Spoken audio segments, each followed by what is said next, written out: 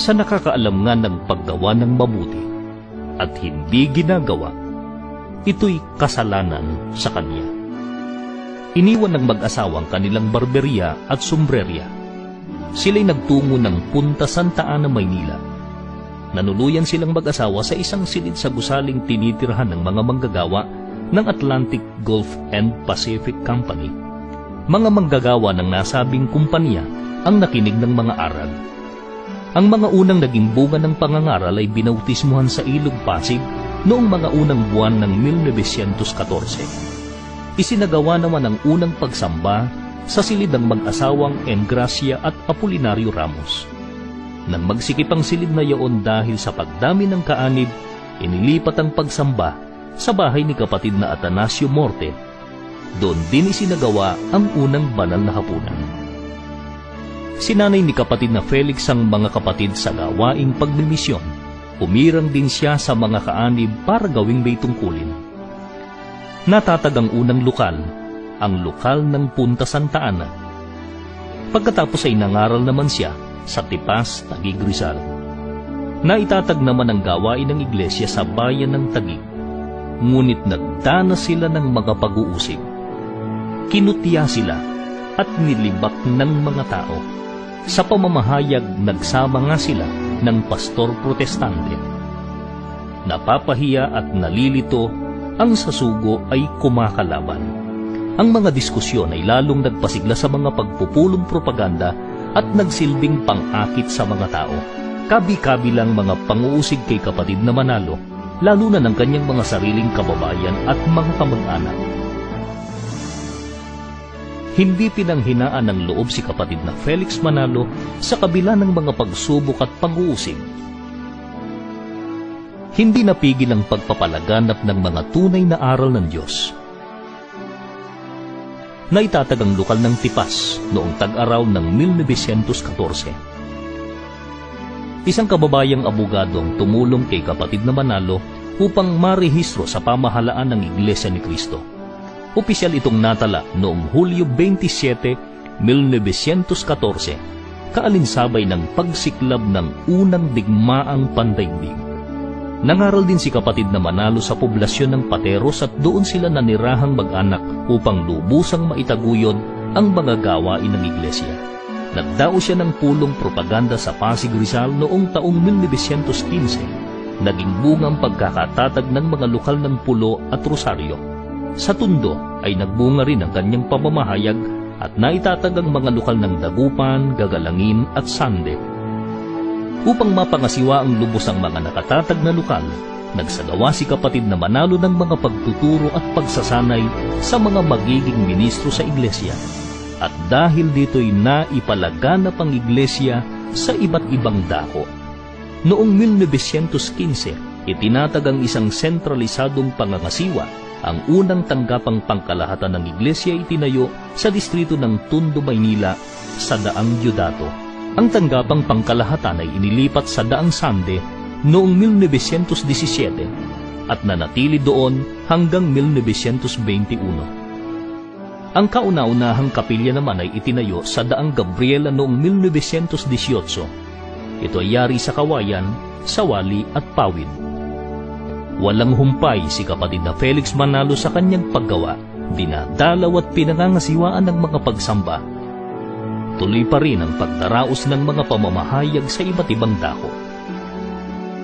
Dahil sa mabilis na pagdami ng mga kaanib, nagturo at humubog pa siya ng mga magiging ministro habang pinangangasiwaan ng tanggapang pangkalahatan ng iglesia. Noong 1918, itinatag ni kapatid na Manalo ang unang pagsamba ng kabataan para sa mga batang anak ng mga kapatid. Sila'y tinuruan ng mga aral ng Diyos sa madaling maunawaang paraang tanong at sagot. Noong Disyembre 25, 1918, si kapatid na Manalo ay pinarangalan ng mga ministro ng Misyon Kristiyana bilang Outstanding Evangelist. Ito'y iginawad sa Teatro Gloria sa Tondo, Maynila. Ang kauna-unahang ordinasyon ng mga ministro sa Iglesia ni Cristo ay naganap noong Mayo 1919. Inordinahan ni kapatid na Felix Manalo ang mga ministrong kinabibilangan ni na kapatid na Justino Casanova at Federico Inocencio. Hudyat lamang ng lalong pag-usbong ng mga distrito ng iglesia. Ang Pampanga ang kauna-unahang distrito ng iglesia sa Pilipinas at ito itinatag noong 1904. Sunod-sunod ding naitatag ang mga distrito sa mga lalawigan sa Luzon, Tarlac, Laguna, Nueva Ecija, Zambales, Bulacan, Cavite, Pangasinan, Batangas at Tayabas, Quezon. Noong Marso 28, 1931, iginawad ng Genius Rabbinical College of Manila kay kapatid na Felix Manalo ang titulong Master of Biblioscience Honoris Causa. Ito'y pagkilala ng ating mga di kapanampalataya sa mabilis na paglago ng Iglesia ni Cristo. Sa pagdami ng mga kaanib ay puspusan ding hinarap ng sugo ang pagpapatayo ng mga bahay-sambahan. Noong una ay yari sa sawali at pawid lamang. Hindi naglaoy, naging kahoy at yerong galbanisado na. At upang lalong maraming tao ang marating ng gawaing pagpapalaganap, ay inilathala ni kapatid na Manalo ang Magasin Pasugo noong Pebrero 1939. Siya mismo ang namatnugot sa magasing ito. Sumiklab ang ikalawang digmaang pandaigdig. Sa panahong ito ay may 6 na anak sina kapatid na Felix at Honorata. Ang mga anak nila ay sina kapatid na Pilar, kapatid na Abilina, kapatid na Dominadon, kapatid na Salvador, kapatid na Iranyo, at kapatid na Bienvenido. Isang araw, pinasok ng mga sundalong Hapones ang kapilya sa Tayuman Tondo habang nananalangin sa pagsamba si kapatid na Manalo. Nagpatuloy sa pananalangin si kapatid na Manalo.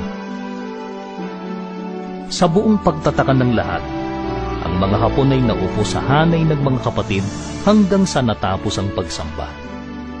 Sa kabila ng mga pag-uusig at panganib sa halos 5 taong pananakop ng Hapon, buong giting na nagpatuloy ang gawaing pagpapalaganap samantalang ang ibang sektang pananampalataya ay tumigil na. Nang magwakas ang ikalawang digmaang pandaigdig, nagdaos ang mga kapatid ng mga tanging pagtitipon sa iba't ibang mga lalawigan bilang pasasalamat sa pagliligtas ng Diyos sa iglesia. Bumangon naman ang mga pagbabanta ng mga komunistang hukbalahap na nagtataguyod ng paniniwalang walang Diyos. 1945, pinagtangkaan nilang patayin si kapatid na Felix Manalo, tatambangan sa San Antonio, Lubao, Pampanga. Subalit nagkaroon ng aksidente si kapatid na Felix nang bumababa sa hagdan kaya't di na tumuloy sa pupuntahan. Noong Abril 1, 1952, mga babaeng hook naman ang naatasang bumaril sa kanya habang siya'y nangangasiwa ng pagsamba sa Riverside. Ngunit ipuputok na lamang ang kanilang mga baril nang biglang nanginig ang kanilang katawan. Noon din ay sumuko sila sa konstabulary. Patuloy na pininsala at ginipit ng mga hukang mga kaanib sa iglesia sa mga lalawigan ng gitnang Luzon. Ngunit hindi pa rin naging hadlang ang mga pag-uusig. Ano man ang mangyari, patuloy na naisasagawa at napangangasiwaan ng mga pagsamba at gawain ng iglesia. Ang kauna-unahang konkretong kapilya ay itinayo sa lokal ng Washington sa Sampaloc, Maynila noong 1948. Sumunod dito ay ang sa lokal ng Riverside, ngayon ay F. Manalo sa San Juan, Maynila, na inihandog sa Diyos noong 1952. At dahil sa pagsisikip ng mga bahay-sambahan, natatagang mga distrito ng iglesia sa Pilipinas. Kasabay nito, ang pagtitindig ng mga ministro at manggagawang mangangasiwa sa mabilis na pagdami ng mga kaanib. Noong Enero 28, 1953, pinulong ni kapatid na Manalo ang mga ministrong tagapangasiwa ng distrito at sapagkat batid niyang sa malaut madali ay papagpapahingahin siya ng dakilang ama. Nagkaroon ng halala ng kapulungang yon. Ang napagkaisahang ihalal ng mga ministro ay si kapatid na Eranio G. Manalo bilang kahaliling tagapamahala. Si kapatid na Eranio G. Manalo ay naordinahan bilang ministro noong Mayo 10, 1947. Ang sugo ay unti-unting sinanay si kapatid na Eranio sa gawaing pamamahala sa iglesia. Noong Agosto 1955, si kapatid na Manalo ay nagkasakit. Pinayuhan siya ng mga manggagamot na magpahinga. Ngunit dahil sa tungkulin ay nagpatuloy pa rin siya sa gawain niya sa iglesia. Nagdaos pa rin siya ng mga kampanya sa mga liwasang bayan. Naglakbay sa mga lalawigan upang pangasiwaan ng mga pagsamba. Abril 12, 1963, sa paggugol ng buo niyang lakas sa pagsunod sa atas ng Diyos. Ngayon ay natapos na niya ang kaniyang takbuhin. Ang sugo ay nagmula ng tapat sa isang tunay na iglesia. Diyos ang nangako, huwag kang matatakot. Ako ay sa iyo.